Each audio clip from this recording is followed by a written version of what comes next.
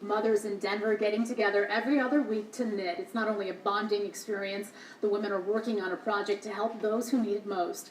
Fox 31 Denver's Brooke Wagner shows us how they do it with a special purpose in mind.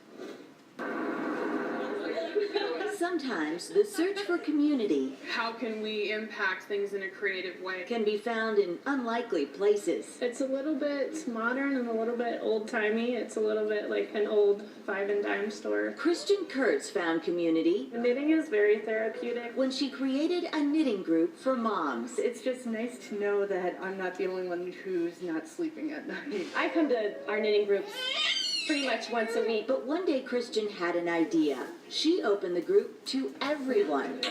They call themselves Knitting Dames of Denver. Yeah. The group is for all knitters. Are you going to let me answer some questions, bud? As long as they don't mind occasional interruptions. And it doesn't take being a mom to realize one simple truth. One thing that no kid needs to worry about is being warm. Keeping kids warm is the mission of each woman at this table. Everyone should have more wool in their life. It's all for the kinds of kids society tends to label. It's not their fault that they're where they are. So.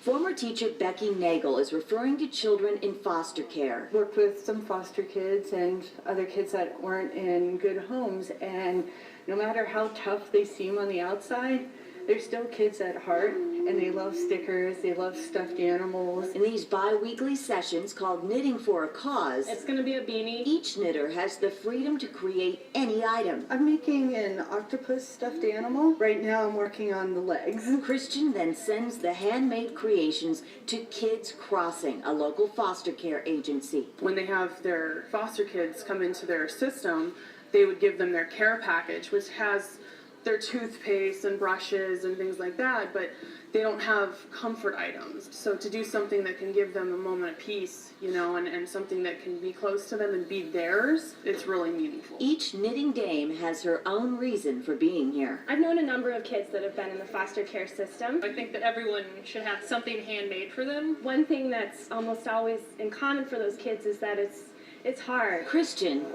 and the rest of these women will never know which child will end up with these items, It's a gift, so I try not to make mistakes in that project. but that doesn't bother them a bit, as long as the right child finds a perfect match. When you find something that's just right for you, you're like, this is perfect.